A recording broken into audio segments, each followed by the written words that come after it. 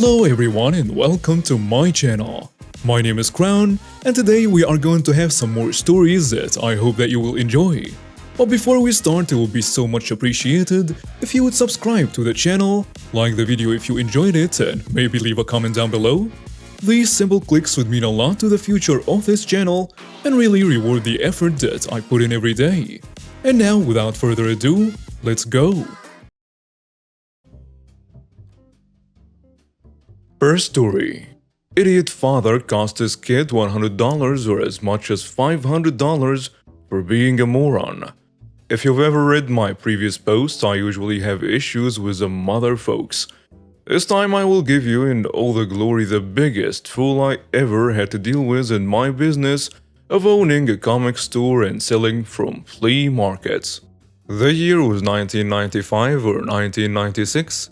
Two kids about 12 or 13 walked into my store and wanted to buy a pack of Upper Deck SPS basketball. For those of you that don't know, there was one card per pack and it was a hologram card except for some inserts. The kid paid $5 and he selected the pack and opened it. It didn't look like a regular card and we were confused about what it may be.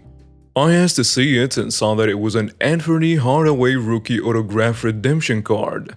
To get it, you had to mail this to Upper Deck and they sent you an autographed card. The kid asked what the value was and I pulled out my Pick Its Price guide and looked it up. No online sites then. According to the guide, it had a value of $500. Needless to say, this kid was jumping up and down with joy and his friend was excited too. Enter the idiot father. Idiot father saw his happy kid and looked annoyed. He asked what was going on. The kid told him he got a $500 card. I confirmed this and he asked how much he paid for the pack, and when the kid told him, he got mad he wasted $5 on a pack of cards. I told the kid what had to be done to get the card and father was upset that he had to mail something. His reasoning was that they would know where they lived. I told him that this was normal and it was just to send his son the card. Nope, not having it. I said to him, tell you what, I'll mail it for you and your address will not be known by Upper Deck. I'll give you a receipt and I will give you a call when it comes. Did not want to do that because I'd have his number. I said, sir, I don't want to hang out with you. All I want is for your son to get his card. I then said that I'll give you the receipt for the card and you can come in and pick it up in about 30 days as I would mail it out tomorrow. Nope. I would just tell him that I never got it and sell it and rip him off. I said, okay, how about I give you $100 for it right now and you don't have to do anything. Nope, it was worth $500 and I was ripping him off. He then told the kid that he wasn't smart enough to buy anything because he was being robbed and was an idiot for not realizing it. I tried one last time. I showed him the expiration date, which was in about 2 months, and said that since he had no interest in mailing it in or selling it, he would be not getting anything for it as it would become worthless after that date. Well, he dragged the kid out while insulting the kid and myself, leaving his friend behind to fend for himself. Several months go by and I never heard if the kid got the card or not. One day, I decided to go to the supermarket in the strip mall I was located in and saw the kid with his mother. I asked him if he ever got the card and he said no. His mother asked, what card? And the kid said nothing. She asked again and he muttered that he got a good card and his father wouldn't let him send it away for it. He told her what it was worth and that I offered to buy it. And she got pissed. A few seconds later, here comes the idiot father and he sees me talking to them. She asked him about the card and he started stammering that I was trying to rip them off and trying to get their address and that the whole thing was a scam. The look in her eyes could melt the polar caps. She said, I work 3 jobs and you jerks sit on your butts all day and you turn down an easy $100 because you're so paranoid that you refuse to believe anything? She asked her son what happened to the card. And the kid told her that the moron ripped it up and threw it out of the window of the car. She turns to him and tells him he's walking down because she didn't want to be in the same car with him.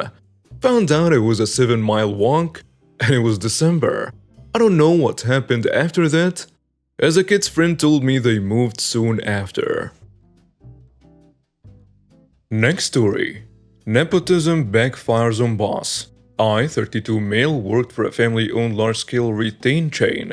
Even though they had nearly 100 showrooms, the business still operated like a typical family-owned business. The owner's childhood friend was a senior advisor, SM, to the company, and his 4 kids were put in varying positions of power straight out of high school. I was the only guy who knew the technical details of the product we were selling.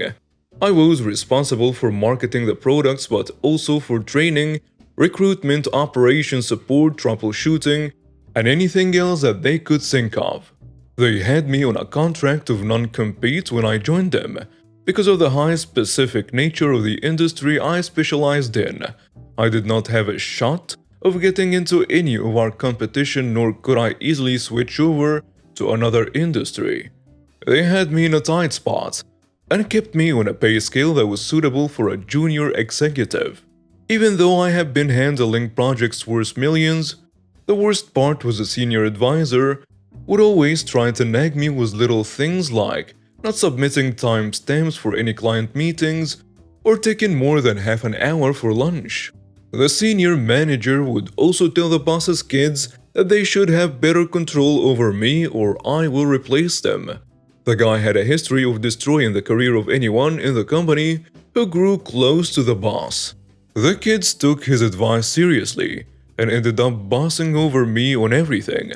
I had to pass every email or proposal through them to the boss, and if I slipped up, they started raising complaints to their dad about it. The boss would inevitably take their side and ended up telling me to work under their instructions. I have been working on a major contract with a high-stake client for over 6 months. I had researched, targeted, networked, and did a lot of groundwork to get a meeting with the guy. When the guy called me in for a meeting at least, I decided to attend it and win the project before bringing the boss and his family on the loop. The client was happy with the level of technical and product-specific information I provided and placed a massive order. We're talking about a single contract worth $2.5 million in value.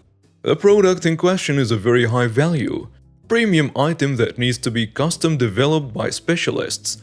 The client was very specific on the need for individualized customization for each item.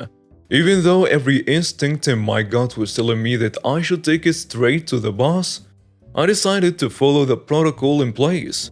The kids were furious I didn't keep them in loop on such a high-value project, but were happy as well about the deal. They told me to take a long weekend and return after 3 days. I took a well-deserved mini vacation and returned to the office. My boss called me in to let me know that the kids and the senior manager had landed a multi-million-dollar deal and that I need to run support on the deal. There I sat in a conference room surrounded by the 4 kids, senior manager who looked smug, and the dad who seemed to know what was happening but was still playing along. I told him that I was the one who got the deal. The eldest kid said yeah. The daughter piped in saying, "You're just the employee. Remember that. You work in our direction. You did your job and we give you an amazing reward for a long weekend. Be happy with that." I sat there in shock as what they said sank in. They were weaseling out of paying any bonus or incentive for the deal, even though there was a clear paper trail and evidence that I was the one who landed the client and got them the deal. They were shafting me out of paying the bonus. The boss looked on without saying anything. He seemed a little ashamed but ended up siding with his kids as he said, "It doesn't matter who got the deal.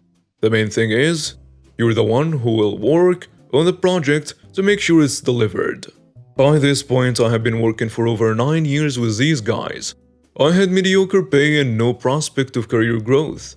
I knew I was not going to get another job in the industry I love, in the country I lived in. I stood up and looked the boss straight in the eye and said, "I'm done. I cannot work with your kids or the senior manager anymore." I left the room with a backwards glance. Turns out, The senior manager had hoped I would do this and jumped at the opportunity to badmouth me to the boss. The kids piled on and the boss gave me the notice to leave immediately rather than serve the 3 months of notice period. Apparently, the senior manager had advised the boss that I might sabotage the business if I stayed on, and that his kids and him could handle any work that I was handling. So after 9 years of pouring my life and soul into this business, I left with only a weak thanks from the boss and a smirk on the faces of the kids. My wife was supportive and she luckily had an opportunity in another country. We relocated within 2 months and here I am now. And it has been almost a year and I remain unemployed as I had no market exposure in the new country. But I'm taking this time to be a stay-at-home dad and enjoy every minute of it with my son. I have never been so relaxed and happy in my life. Almost every employee in the company is on good terms with me and they have been updating me on everything. Turns out, the boss assigned his eldest daughter and son to finalize a deal with the client. They set up a meeting to let him know they will be the ones to handle his project. When he asked them specific details on the customization, they couldn't get their facts straight. The client ended up canceling the deal. The senior manager tried to scramble and arrange another meeting with the client, and even then they didn't have anyone who was able to answer all the queries the clients had. Apparently, the client got annoyed and asked about me. When he learned that I was no longer working there, he told them that he's not going to take any more meetings with them. They lost a project that would have given them $1 million in pure profit. They soon lost a few existing tender bids for not being able to provide adequate technical details. One day, I got a call from senior manager. He was all cheerful asking how I'm enjoying my break and if I'm ready to get back to work, as if nothing had happened. I asked him what he meant and he said, "I can take you on as a consultant. You work for that country and provide remote support, and I will pay you directly." I asked him if the boss was aware of this deal and he didn't answer me and ended the call asking me to think about it. A few weeks later, the boss called me and asked me to join back immediately. He said, "We will give you a 10% raise. Just join within a month." I refused and he blew his temper. He accused me of being petty and that I should take this opportunity to get back to work. He threatened me further, stating that he had already spoken to all the local competitors with whom he has a backroom agreement not to hire me at any cost. I still refused and said I have never had a more satisfying responsibility than the one I have right now. I will never go back to your firm, and best of luck running it with your kids and the senior manager. I still don't have a job and I'm not keen on jumping into the next opportunity unless it offers me a balanced work life. The boss and his kids continue to lose clients and the business had started shrinking now. They still continue to badmouth me to the local industry experts for being so bitty, but I have learned to enjoy the Pyrrhic victory. Next story. Karen mistakes a parking yard with an auto shop. So yesterday I was told by my dad to stop by his work and change my tires from winter to summer ones. I arrived just when they were having lunch, so maybe that's why things had to come to the point they come. I loaded the tires and tools on a cart and moved it closer to my car. Around 5 minutes later, a car I have never seen arrived, and it looked really strange because it was a typical family BMW SUV with a female coming out of it. The parking space for customers is in front of my dad's work, not behind it. So I'm looking at her wondering what she's going to do when she comes close enough to mine. She could hear my car radio blasting, so she gestured to lower the volume. So that's exactly what I did. And the conversation went like this. "Can I help you?" Yes. When can I come to pick my car? Me, not knowing she thinks I'm an auto shop. "I don't know, wherever you want, I guess." Oh, that's awesome. I'm going to go to Tesco and buy some stuff. I will be back in 15 minutes. She then proceeds to leave the keys on my cart and walks off. By now I'm kinda confused about what she wants from me. I assumed she wanted me to look after her car because it's quite common that other people bump their doors into your car and just leave. So I didn't take that as a problem since it was parked a few meters from me. After maybe 30 minutes, she comes back with 2 bags. Are the tires changed? What tires? Tires on my car, of course. Have you changed them already? For clarification, I can get easily pissed off if people talk to me like I'm some slave of theirs. But it takes a lot more to make me lose it. Why the hell would I change your tires? Because you already pulled tires out of your shop and have the tools out too. So that means you're open for business. Now I have realized what is going on. Do I look like I'm in auto shop? Now Gary made a big mistake. Are you deaf or what, fat moron? You have tools and tires out on a cart, so shut up and change my tires. This is the point when I snapped. Let me just tell you that Czech language is very rich in swear words, but we can make a swear almost out of any word, so the translation may not be 100% precise. You sack of trash. Who do you think you are and who do you think you're talking to? You better get out of here before I show that jack right where the sun doesn't shine. How dare you speak to me like that?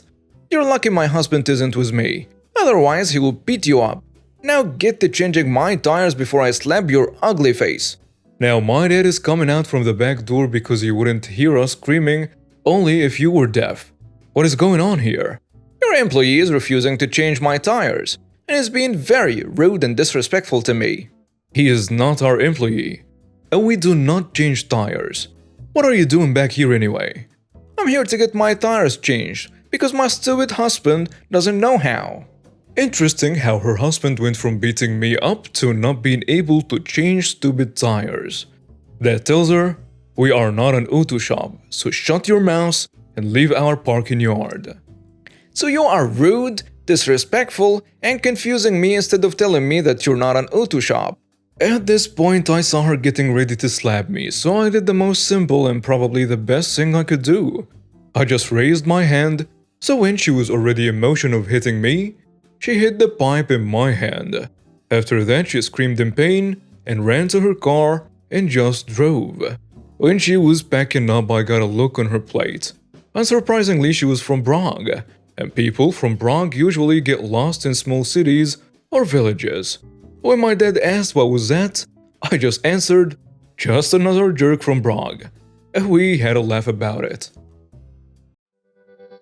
And now we have reached the end of today's stories. Thank you for watching and see you next time.